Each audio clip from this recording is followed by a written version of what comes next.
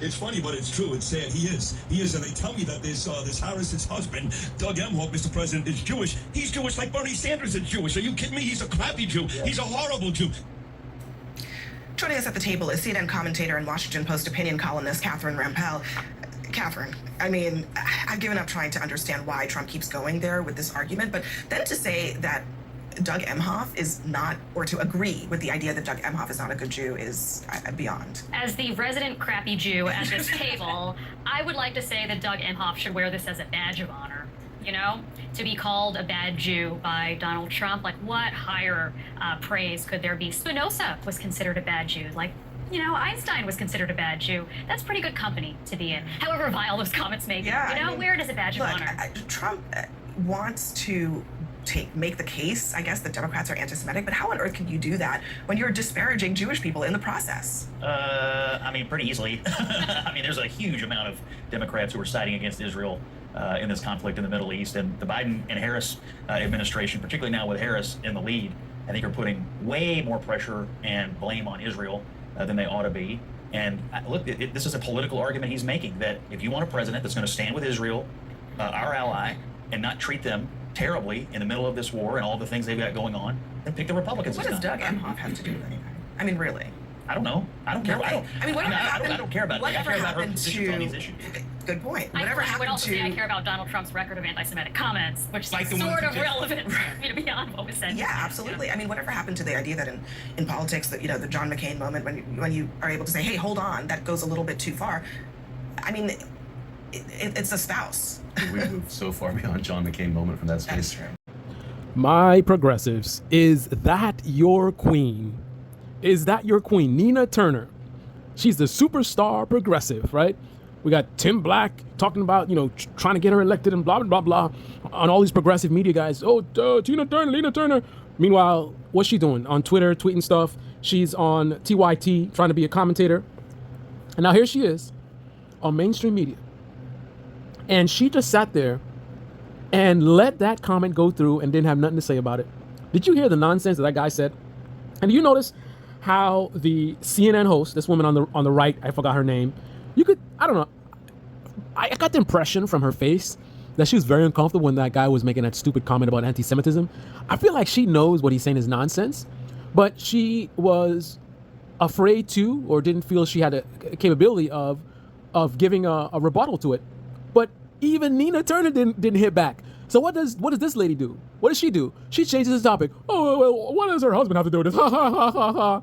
Right? Because she ain't trying to go there at all. But then Nina Turner, the superstar progressive, Nina Turner, right? She's sitting there and she ain't got nothing to say about equating, challenging what Israel is doing militarily with anti-Semitism.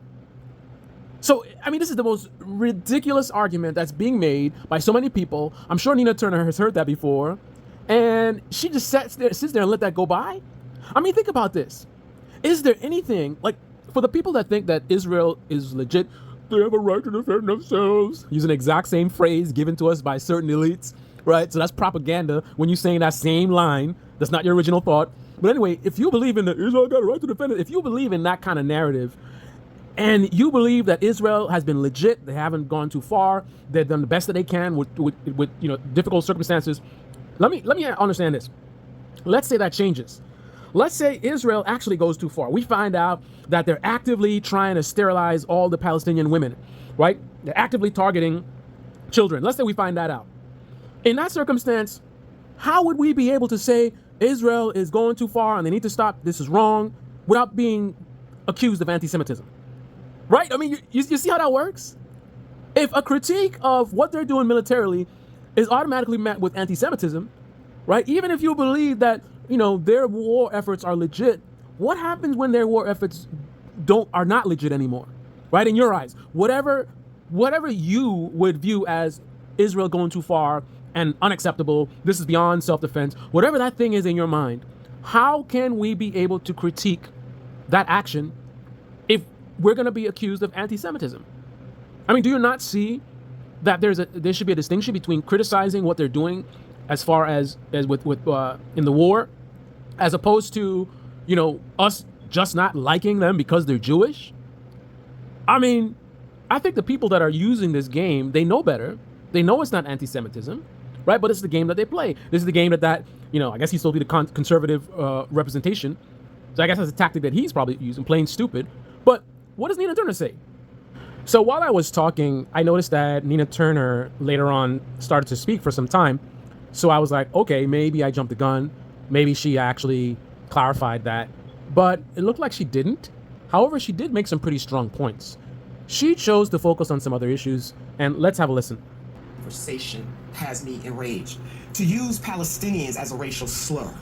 Palestinians matter just like Israelis matter. Both people are entitled to live a good life, and we got to find a way to make that happen. But for President Donald J. Trump to continue to sable rattle in that way, what has the Biden-Harris administration done that has been against Israel? They have not. It is our bombs that are bombing Palestinian babies over there in the Gazas. And as many Democrats have said, the cries of a Palestinian baby and the cries of an Israeli baby sounds the same. And so I'm just troubled, even just around this table, that just the total disregard for Palestinian lives, and then to intimate that the Biden-Harris administration has not done anything. They have funded time and time again. 40,000 Palestinians have been killed. I don't think anyone disregarded Palestinian lives. I'm an Arab American. But I wonder, how much do you think that will ultimately matter for Kamala Harris?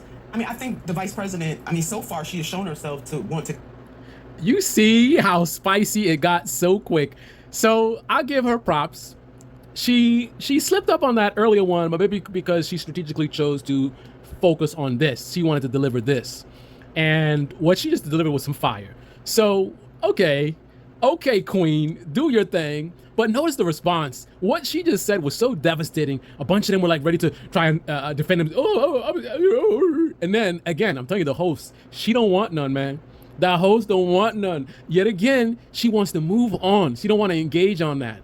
Right? She talking about, how much is going to affect her? You know what I mean? She want to talk about something else. Now, she has softened some of the, she has said, in other words, she is troubled about the suffering of Palestinians. But saying what's she going to do about it? Is too different. Exactly. We, as the United States of America, as any other nation, should want both people to be able to have freedom, justice, and security, because that brings freedom, justice, and security for everybody in that region. I totally agree. But the problem is identifying who is the cause of the instability, of the war, of the violence. And there is only one cause.